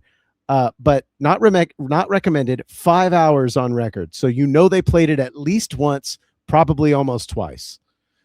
And the opening line says, "I was baited by the recommendations from the reviewers I trusted, but after completing Mixtape, I can say it's a disappointment." That is my primary issue here with this. Do a slice of life game all you want. Use your Nepo money. I don't really care.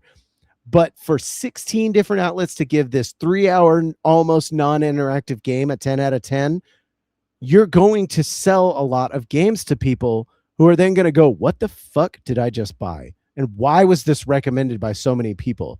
Do these people even like video games? It goes on to say, yes, the whole mixtape concept of telling the story with constantly specially picked music is cool, but it didn't find either the writing or the music good. So who's reviewing these games? Why are they giving this a 10 out of 10? And does that constitute hoodwinking suspecting buyers that might want to check out something new and cool, right, and then not getting something new and cool because they were lied to? Right? Hey, I mean, that's how I see it. hey, and something funny about IGN. Everything. You know, they gave Doom a 7 out of 10. Yeah, no, that's exactly why trust IGN for anything. You know, I remember when IGN used to be a respectable outlet, somewhat. You know, it was always kind And of like, I remember that's big games over that's there. IGN. That's IGN. That's GameSpot. Those two, Jeff Gerstmann of Giant Bomb fame used to work for GameSpot. Actually, I can make a quick detour and tell the story of Jeff Gerstmann if you want to know the crazy big thing. I don't know if I've ever talked about it before on this podcast. He worked at GameSpot. Kane and Lynch was coming out, and Kane and Lynch, their production team or marketing team, bought a bunch of space on GameSpot for ad revenue or to advertise the game, right? So Jeff was assigned to review Kane and Lynch. Jeff has integrity, okay? And this game that's plastered all over their website, he gave it a 6.5. So you can imagine that the people who shelled out cash to market on GameSpot getting a 6.5 for their game were not happy about it. Jeff was subsequently fired over that review for not playing ball, basically. And that doesn't even, it's been going on well before that, decades 100%. before that, you know? Oh, you want to play an early copy of our game? What are you going to do for us? Are you going to bring us out and take us to dinner? It's stuff like that. It's bought and paid for reviews. And that's what this looks like. There's no way for a game. Actually, let's do this. Let's do the Steam DB test on this one too. I'll bet you here. What do you want? You want the over or under on my guess here? 2,200 players. What do you want? The over or under? I'll go with the over just because it recently came out. Fair enough. Let's go ahead and do Mixtape. Let's pull this up. I don't think I don't think over 5K though. Not 422. Oh, I should have gone with the under. So for a game that has 422 in-game players right now and 2,200 the other day, I saw a screenshot not 2 days ago. 10 out of 10. 10 out of 10. 10 If it out of was 10, a 10 baby. out of 10, this would have 10,000 minimum. You know what, Nathan? Maybe we just don't know video games. What if maybe we're wrong? Maybe hang on. Maybe we're wrong. Hey, man. Maybe it's us. Okay. I'm gonna take that seriously. Actually, let's take that to its conclusion. All right, yeah, let's walk with it. Let's walk with it. Maybe we don't know what we're talking about. Maybe we don't know games. Maybe there is now a new carved out subgenre of non-games that is what gamers these days come to games for. Yes. And we're just old farts. Some of us older than others. Shout outs to me. John, I can't even take that to a conclusion. It's not possible. I don't know how else to carry that. I don't know where else to go. I was gonna draw that out to its conclusion, but it's so absurd on its face. I can't. Yeah, I mean, I can't. Like what Regal said was really funny. He said that's why IGN likes it so much. They don't have to play it. Absolutely. Yes, like that's it. On the money. I was not challenged. I saw plenty of recorded, GIFs or shorts, if you will, of streamers that have large audiences. They're playing Mixtape. They're literally just holding their hands up while the game just goes and goes and goes. Dude, like And And then this how is much to say is it? nothing. I think it's 20. Is it $20? Yeah, it's Let's get- $20. So okay, so at least it's not 60. I'm gonna give it some props for not being 60. Can you imagine? Imagine that being $60. I'm dead. I'm dead. I couldn't 'cause, even okay. fathom. So look, okay, because this is what makes me mad, right? So okay, a recent game that IGN also gave a 10 out of 10 to. Well, not really recent, but just I was curious. They gave Red Dead 2 a 10 out of 10. So Okay. you're telling me, IGN, you're telling me you're telling saying me with a straight face, mind you, that this game Mixtape is as good as Red Dead Redemption 2. in no world, What? in zero of our multiverses that are out there, would that ever be the case? Never. I almost want to Unless see what other games IGN has rated a 10 out of 10. here we could probably get Jamie to pull that shit up. I Let's think do Jamie what pulled it up. So games Elden has- Ring. Oh, you got it. Elden Okay. Ring. Okay. Look, let's pause real quick.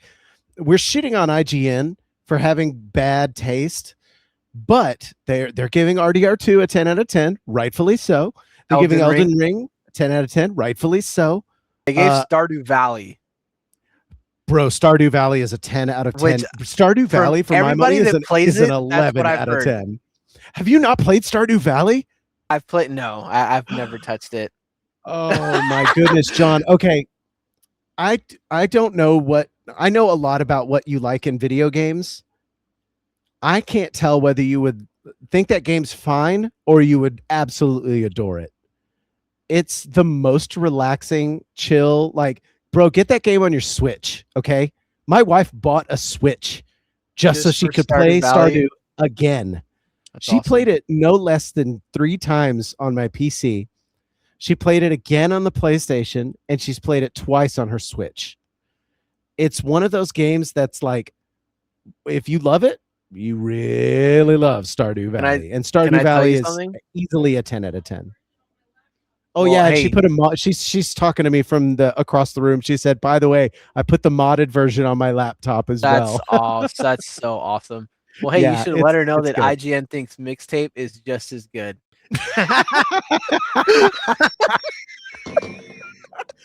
Oh my god, I'm dead, dude. Like so this is just so shameless. Like I'm Baldur's Gate 3, 10 out of 10. Sure. Legend of Zelda: Tears of the Kingdom, 10 out of 10. Okay. Resident Evil 4, 10 out of 10. Dead Cells, 10 out of 10.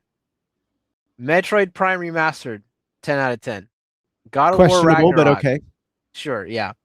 Forza Horizon 5, 10 out of 10. Okay. Okay. Microsoft Flight Simulator, 10 out of 10. Okay.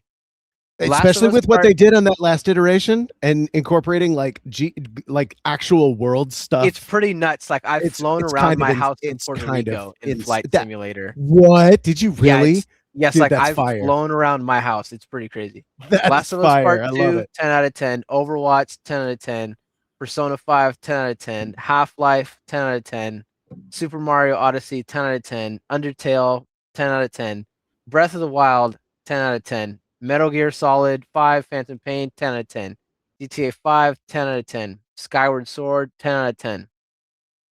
Man, Super Mario Galaxy 2, 10 out of 10. GTA 4, 10 out of 10. MGS 4, 10 out of 10. Okay. Mixtape is in that list. Not on my watch. Mixtape is in that list, Nathan. Like, think of the peak gaming that I just listed out to you. Mixtape right there. You were sobbing by the end of Red Dead 2, I imagine. Yes? Tears. And you're going to sit there and tell me that Mixtape? This Mixtape game that lasts a whole 3 hours, you barely do anything to interact with it. The music selection is fine for some people. This is so laughable. It's bad, dude. It's never been this It's never been this egregious, in my opinion. Mixtape. You just keep saying the name and it never gets old, dude. It's perfect. As good as Elden Ring? Not on Metal my Gear watch. Solid 4? Ocarina of Time? Yep. Mixtape? Yeah. So I guess in conclusion, I got one more thing I have to say about this. I really would love to say this directly to all developers. Stop making 60 frames per second games in which the characters move at 20 frames a second. Please. Stop doing that. It looks like shit. I hate it so much. I wanted to play this one game. I can't even remember the title off the it's like South of Midnight. I think it's what it's called. I hate the way it looks. You want a microphone? You want to talk about it? The wife says, I like the way that game looks.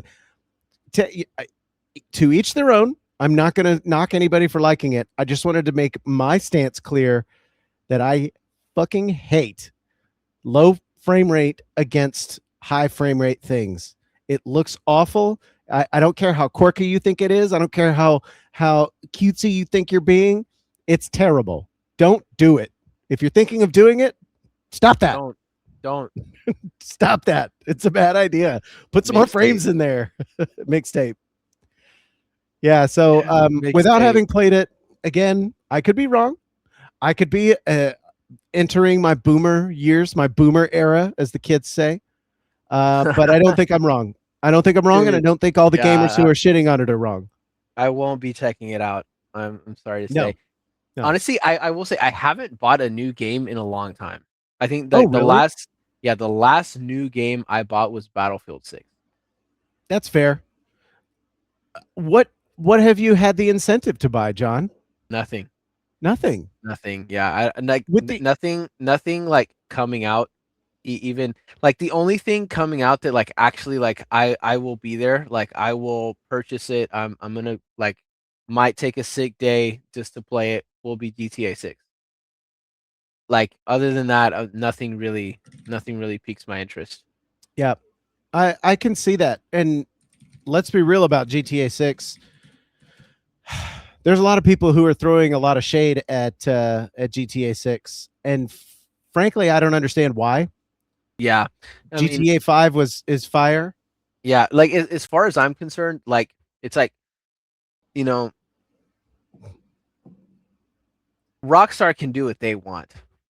Sorry, they've earned like their credentials. Being real, they're racking in billions of dollars off of a game they made more than a decade ago. They can do what they want. You know what I mean? Like, yeah, 100%. If they want to delay it again, if they want to whatever, they have that standing, in my opinion, right, of just making peak. So it's like they can do what they want. They've done it. They haven't just made peak. They've done it over and over and over. Like, when have they missed, Nathan? I don't know. I can't think of a Rockstar game made that a sucks. bad game. Because even facts. I'll hear about games that they made decades ago, like Bully, and everyone's like, "Oh, Peak Gaming." I'm like, dang. So they haven't been missing for the past 2-3 decades. So as far as I'm concerned, they can do what they want. They randomly, right in the middle of production for GTA 6, randomly were like, "Hey, here's a cowboy game," and just 10 out of 10, Peak game, one of the best games of the past 5 years to come out. Cowboy game. I love cowboy game. Just randomly. Here's a cowboy game. I think the only, with the exception of our friend, shout outs to Eric Manahan of Lucid fame. We've talked about Lucid ad nauseum, and we're going to talk about it ad nauseum when it comes out. I'm going to play the shit out of that game. And there's a couple of like smaller indie games. My wish list is huge. There's actually a lot of indie games that I'm really interested to see how they play. But as far as like big, large companies, this is what I'm showing on screen right now. This is Mina the Hollower. By the way, I don't want to be ganking footage for, unnecessarily. This is actually coming from a YouTube channel called Noisy Pixel. You should check them out. They do great work. This is just an easy way to grab Mina's footage. So thanks, Noisy, in advance for letting me check this out. But this is the next wave in indie games coming up. Is the Game Boy Color. This is like Game Boy Color / Game Boy Advance style graphics. This is done by the same people that did Shovel Knight. I don't know if you've ever played that before. Yes, I'm aware of this game. Yes, as you said, that it all clicked. Shovel Knight is peak gaming. It was the NES style type of game. They did some work on the actual technical limitations of what the NES does. Like it can't play a certain amount of sounds beyond like 4 or 5 or 6. So they stretched the what an NES would actually do, but they also stayed faithful to like that pixel style graphics. And Shovel Knight is also a 10 out of 10, 100%. I've heard that sentiment as well. It's as good as Mixtape. It's as good. Hey, I just want going forward. I want to just make a public service announcement. Anytime we talk about Red Dead, Cyberpunk, Doom, and any of these kind of games, Mixtape is right there with them. Absolutely. I mean, it's probably going forward going to be an in joke now. I'll just forewarn you. It's as good as Mixtape. It's as good as Mixtape. It's so Mina the Hollower looks so good, though. I'm really enjoying these big fat pixels with lots of bright colors. Dude. I love this look, and I bet it's going to be a super lot of fun. So smooth too. It looks like it plays real. That's smooth. That's what I've liked about these kinds of games in like our current day and age is they feel like butter. Like Absolutely. Hollow Knight is just buttery. It's crazy. Shout out to Noisy Pixel, by the way. So Mina the Hollower is basically one of the only games I wouldn't call that indie per se, even though it's probably technically indie. They're a large enough company that they have some gravitas to them, but it's not no 1 or 2 guys. It's a team. But beyond like Lucid and Wicked Boy, I showed Wicked Boy off either last week or the week before. That one looks dope. My wish list is basically full of 1, 2-man, 3-man team games at this point. What's coming out that's massive? Actually, let me put it this way. When something does come out that's on a massive scale, like from a massive company, and it's good and interesting, like Pragmata, I'm shocked. Yeah, Pragmata looks interesting. The Pragmata looks so dope. At the very least, it looks interesting. I love the idea of a father-daughter story that's not mega depressing like The Last of Us is. But yeah, we Courier. We talked about Pragmata. Were you on that episode with us? Yeah, I think you made. I sure was. Yeah. So, but what I'm getting at is that came out of nowhere for me because I stopped paying attention largely to AAA publishers at this point. Yeah, they keep putting out dog shit. It's unfortunate. Like it's interesting. I was thinking about this recently. I tried to think about when I first got red pilled in video games. Oh man. And the first game for me that really put me on notice of like, man, like you can just get screwed over and like there's just like it's just like L was I pre-ordered Anthem for $80. And this was I'm having a heart attack.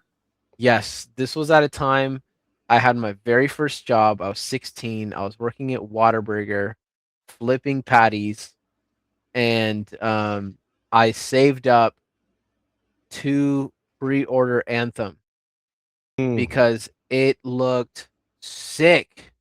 It looked so cool. It was hailed as the Destiny killer. Yep. Like it was like this game is gonna be out. It's gonna be around for the next 5+ years. It's gonna be beautiful. EA is cooking until they didn't. And the servers went down not even like 5 years after the game came out. And young John learned a lesson that day, Nathan. Yes. And it's that big corpos don't care about you. True. It's so true. It's That unfortunate. seems to be quite the refrain that we go back to. The corpos don't care, Sure but don't. I think the good that I can find in that is the 1-man, 2-man, 3-man teams that get together and Right. say, you know what, these tools are here now. We can use these things to 'Cause make. they care. I can use Godot now to make a sick ass immersive sim or whatever else I want to make because I want to do that. And And they the people yes. who want to do it, I want to play your games. now. Yes. Like talking to Eric of Matte Black Studios, right? There's a certain level of TLC, right, that he has towards Lucid and his game, and he really cares about how the player feels playing the game, and it's just so lost. It's unfortunate, right? Because you look at a company, only one I can think of off rip is Steam, right? That are purely focused on the consumer and how the gamer, how the where the gamer gets off in this transaction. Yep. And it's unfortunate that it seems like in every industry, really, it's not just gaming, right? It's always going to be the consumer that gets the short end of the stick. It's so unfortunate, but I think you're right. And Mixtape shows us that, Mixtape. Mixtape shows us that doesn't really matter what the reviews say. You really should just be looking at what the players are saying, whether they're Right. refunding the game, how long they're spending in the game, what they think about it. Because it's easy enough to sling a free game to somebody and get their opinion on it and maybe buy them out with, I don't know. It's easy to buy a single person off, but as many negative reviews as Mixtape has, it's kind of staggering. Really, it truly is, and that's okay. Gamers are well within their rights to, for lack of a better word, review bomb a game. Right. Like, for example, do you know the name Anita Sarkeesian? I don't know. So she runs a company. She's basically the reason why games are focused on not the gameplay and more about like checking boxes, stupid boxes like they call it the DEI check boxes, right? And she put out she runs an organization called Feminist Frequency, and she was earlier on deliberately painting games in a way that was both untrue and kind of like disparaging needlessly. For example, like there's a mission in Hitman Absolution where you happen to be at a strip club and the girls are in the back and you can knock them out and put them in a trunk, but you don't have to. And so the way that she would talk about it was like the player is encouraged to commit violence against these women. And it's just like this inflammatory language that she would use. She's the bane of video games existence and the reason why a lot of things are the way that they are in the current gaming industry. People do not like her who play video games. Well, recently it was discovered that Slay the Spire 2 used her as a consultant on the game Slay the Spire 2. And that brought a huge shitstorm of reviews. I'll bring it back to Mixtape. Don't worry. We'll still talk about the wonderful Mixtape. That brought a shitstorm of negative reviews because players who don't like Anita Sarkeesian because she acts in bad faith. Fair enough. And so there's a lot of people that are defending like Slay the Spire 2 is still a really good game. Yeah, that's fine. But it doesn't really matter when it comes to the people who are buying your game. They're pissed about a choice that you made, and it's totally well within their rights to make that clear to you one way or the other. So if it turns into a review bomb, so be it. Maybe don't do that next time. Yeah. And when it comes to Mixtape, maybe don't try to hoodwink people and say that your game is one thing when it's not. Mixtape. And don't throw 10 out of 10s out there when it really ought to maybe be a 7 or maybe be a 6. I don't know. If you, as a developer, are not acting in good faith, you deserve every bit of the shitstorm that comes your way. 100%. Because I think more than any, and okay, maybe books, maybe the book sphere is a little more touchy than video games, but more than any other medium, arguably, video game players fucking love what they do. They love their video games. And when you start putting your little grubby mitts in it and manipulating things and manipulating them via these reviews, you deserve every bit of wrath. And let me tell you, their wrath is unforgiving. And you're gonna get it. 100%. No question. You're gonna get You're it. gonna get it. Okay. So if you're thinking about making Mixtape 2, maybe don't. That's all I'm saying. Don't get Mixtape. Don't spend $20 on Mixtape, Okay, please. okay, but I will say that if they do make a Mixtape 2 and they don't call it Mixtape Side B, I want to extra want to have nothing to do with them, right? Hey, Nathan, how much for you to do a playthrough of Mixtape? If you bought it for me, I would play it. I could give you. I don't think it's fair not to give a game a fair shake if it comes to me for free. True. So, if say the developer of Wicked Boy gave me a copy for free, hint hint. I'm not actually asking for that, by the way. If that came my way, I absolutely would play that game to its completion, and I would be remiss if I didn't give it a fair shake, but also a fair review. If it sucks, it sucks. If it's great, it's great. And I'll tell you that there is no amount of money that could buy my integrity as a game player, I don't think. Yeah. I think I will put a caveat on that. If I found out, like, let's say I was a Mixtape speedrunner and it was making me money hand over fist, and I had a huge audience that was there to watch me speedrun Mixtape, I could speedrun Mixtape for money. But again, there's nothing you can do to make that game go faster. It's non-interactive, basically. What can you do? I don't know. Turn on the dome light in the car while your heads are headbanging. Your friends are headbanging to Soundgarden. I don't know. Frankly, I don't care. Honestly, I've spun my tires enough on this game that I'm not ever going to play anyway. I just think it's an interesting story.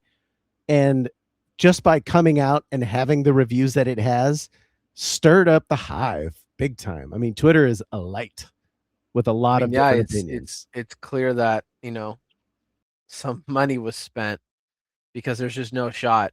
There's just no way. For sure. That the same company that gave Doom 2016 a 7 out of 10 out of nowhere. That score alone for Doom pisses me off. Hey, think about that, Nathan. From IGN's perspective, Mixtape is a better game than Doom 2016. Not possible. It's so absurd to even think that could be a possibility. No way.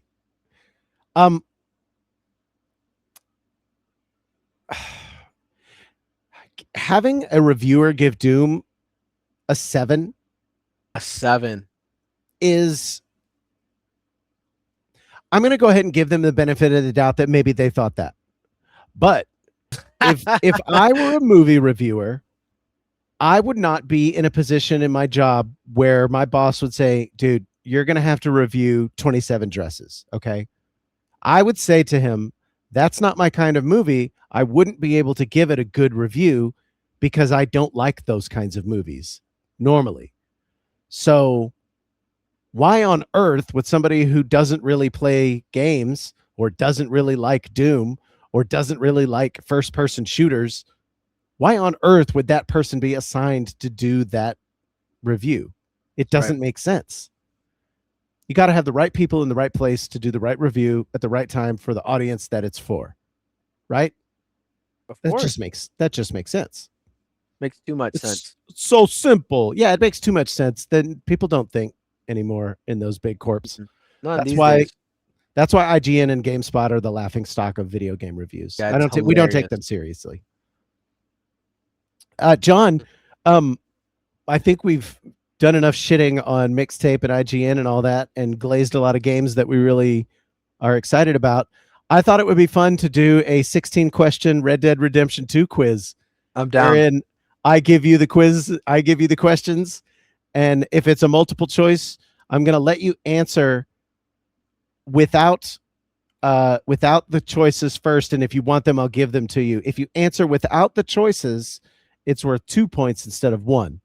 So by the end of the quiz, you could potentially have more than 16 points. So there's 16 questions. Let's see. There are 1, 2, 3, 4, 5, 6, 7, 8, 9, 10, 11, 12, man. 13, 14, 15, 16. Oh, there's 21 questions and 16 of them are multiple choice. So you could potentially wind up with roughly 39 points total. Are you down? Let's You want to do do it. this? Let's Okay. do it. I haven't touched Red Dead in a while, so I'm curious to see. That's great. And that's kind of what I was excited for. I want to know, because you spent so much time with it, I would love to know how much you remembered. Okay. Question number 1. All right. True or false? Eagle Eye is for tracking trails and clues, not for slowing time in gunfights. That is true. Okay. 1 out of 20. We're going to get the answers afterward. Nice. And we'll go through them. I'll speed go through them because I'm not able to get these live. Otherwise, I'd just tell you outright. In the Snowbound opening, where's the gang's first camp set up? Man. This is a multiple choice, so you're allowed to get the answers from me if you want me to read them out. But you can do 2 points if you answer it outright. Read them out for me. In the Snowbound opening, where's the gang's first camp set up? All right, the answers are Clemens Point, B, Horseshoe Overlook, C, Beecher's Hope, or D, Coulter. I'm gonna go with C. C, Beecher's Hope. Okay. Moving on to question 3. Who runs the gang's money lending operation that leads to many debt collection missions? That's Strauss. Okay, Leopold Strauss. Very good. You got that one quick. Question number 4. I don't Horseshoe. like that guy. I don't like Fair that guy. enough. Yeah, he leaves an impression, huh? Sure does.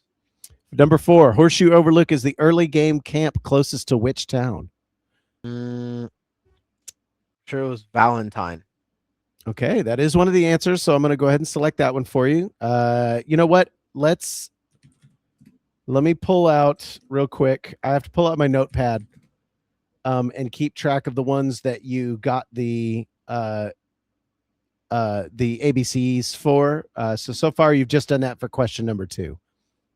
Okay. So we'll deduct a point for that one, or keep it at 1 point, not give you 2 if you get it right. The number 5, honor can change how strangers and shopkeepers react to you in town. True or false? That is true. Okay. Question number 6, Clements Point is the camp tied to the Gray and Braithwaite conflict near which town? Ooh. Hang on. I'm pretty sure it starts with like an R. I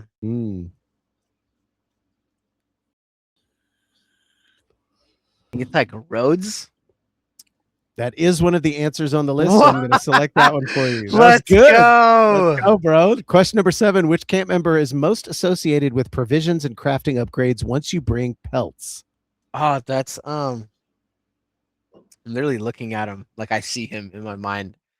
So Mr. Pearson. Mr. Pearson. Okay, Pearson, we selected that answer. He is on the list. What resources, question number 8, what resource is consumed when you activate Deadeye? Deadeye. What resource is consumed?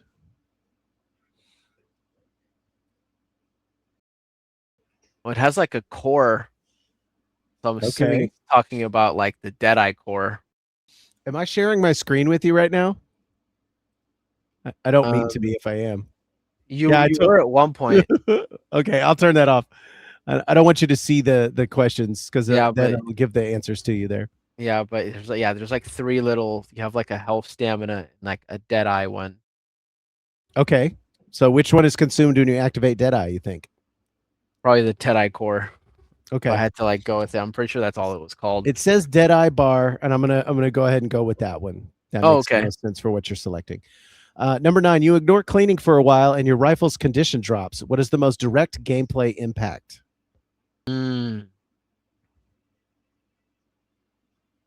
And this is multiple choice. Man, I actually Most it's of funny. these Like are. I don't know because I always cleaned my guns. That's fair. I was Would you I like was the on point. would you like the ABCs out of it? Yeah, sure. Yeah, Okay. sure.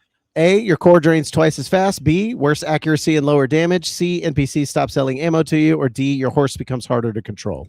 I want to say it would be B. Yeah, That I was makes on sense to me. point. I was on point with my weapon cleaning. I can't lie. That's hey man, I'm with you. If I'm ever playing like a Fallout or something, and there's brokenness going on, you better bet your ass I am repairing the Yes, shit out of that weapon. 100%. Yep. You got to maintain your arsenal. Question 10: which chapter is the island interlude where the gang is displaced far from the mainland? Oh, you yeah, that's when you're in Guarma. Oh dang. It's the prologue, chapter 1. Ooh, And this is a multiple choice, so you could get the answers from me if you need. it's either 4 or 5. Ah, I'm gonna go with 4. Well, unfortunately, I can't select that. That's not on the list. So, are you? Oh, what are the wanna go- options? Okay, the options. I'm going to go ahead and give them to you as chapter 5, 3, 2, or the epilogue. 3, 2, or the epilogue? Yeah, or 5. The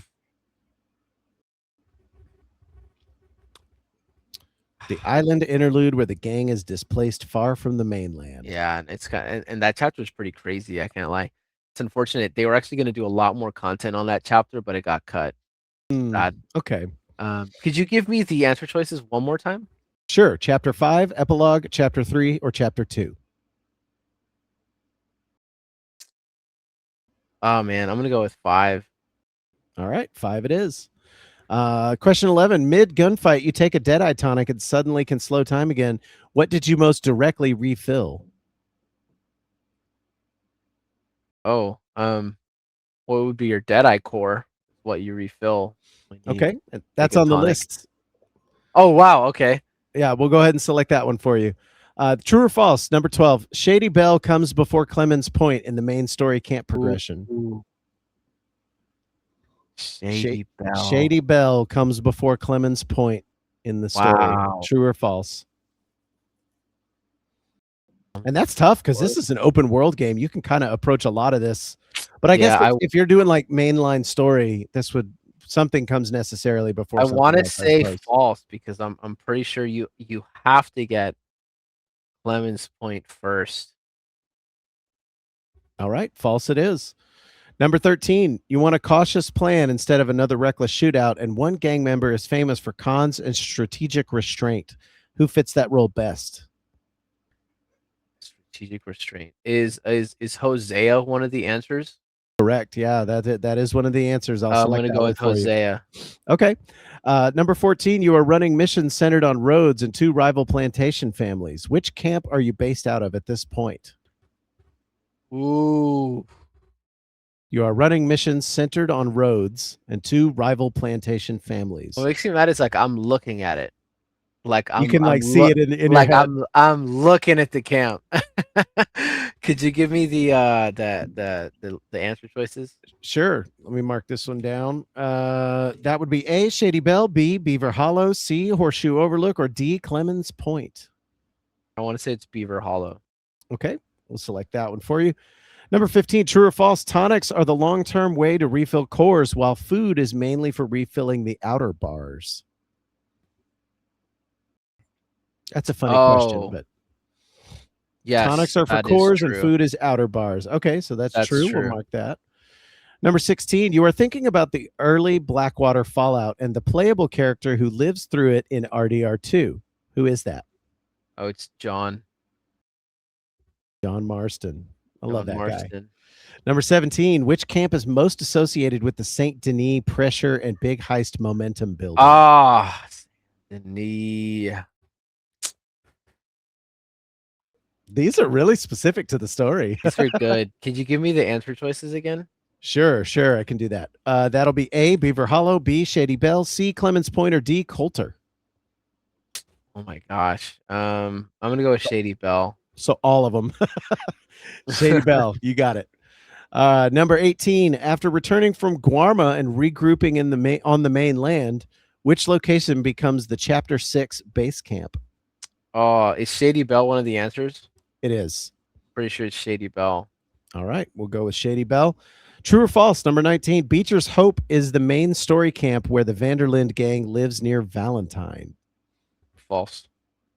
All right, that's quick. Number 20. Which character is most associated with the debt collection side of the gang that Arthur often resents? Oh, I'm so sorry. Read that one more time. This question or the one before? The one you just read. Which character is most associated with the debt collection side of the gang that Arthur often resents?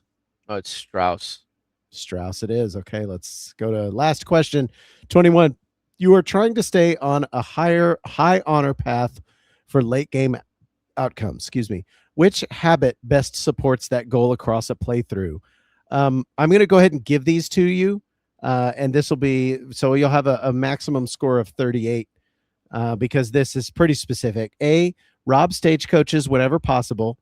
B, help strangers and diffuse conflicts. C, farm bounties by provoking lawmen. Or D, antagonize townsfolk regularly. This seems like a pretty obvious one. Yeah. That's B. So I will say, before you tally up the score, there was a question previously where I answered Beecher's Hope. I want to say it was a question saying something like, oh man, about like what's the base camp for the Are you talking about the snowbound opening question? Yes. Okay. I'd like to change my answer. I'm going to let you do that. What would you like? You did receive the answers from that. I'll read them back one more time. It's A, Clemens Point, B, Horseshoe Overlook, C, Beecher's Hope, or D, Coulter. Man, I know it's not Beecher's Hope because I even though I had originally answered that, I remembered stuff, and I know it's not Beecher's Hope. I know it's not Horseshoe Overlook. It's either Clemens Point or Coulter. I'm gonna go with Coulter just because that's one I don't recognize, so it would make sense if that was the first one. Okay, yeah, we'll put that down as D, Coulter. All right, are you ready to? I'm ready. Tally them up. All right, let's see.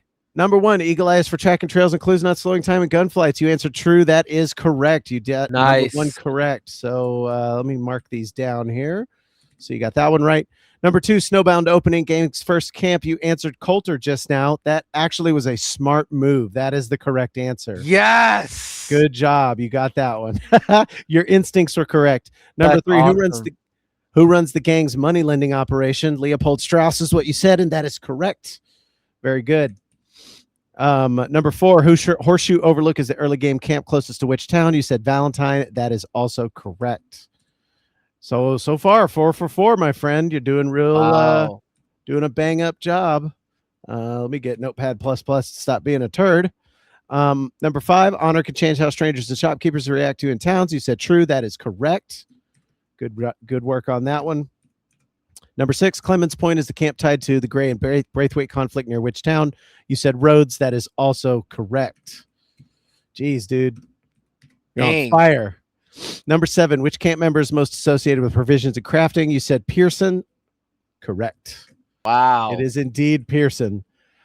Number 8, what resources consumed when you activate Deadeye? That you said Deadeye Bar, and that is correct.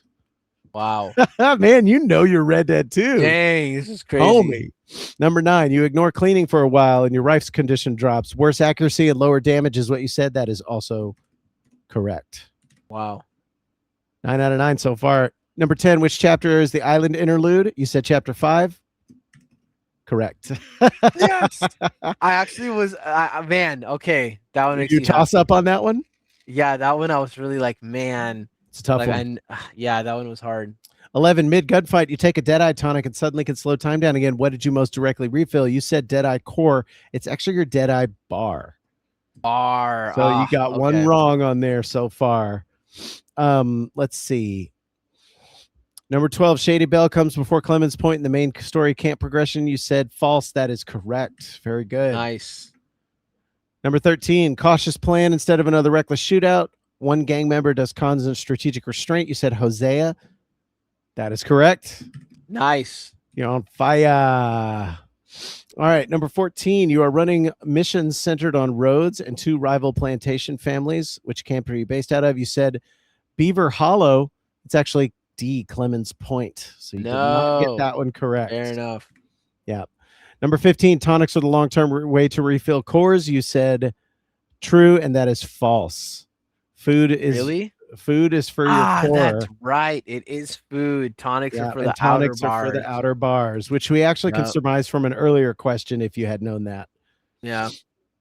16, you're thinking about the early Blackwater Fallout and playable character who lives through it. You said John Marston. It is actually Arthur Morgan himself who lives through the Blackwater Fallout.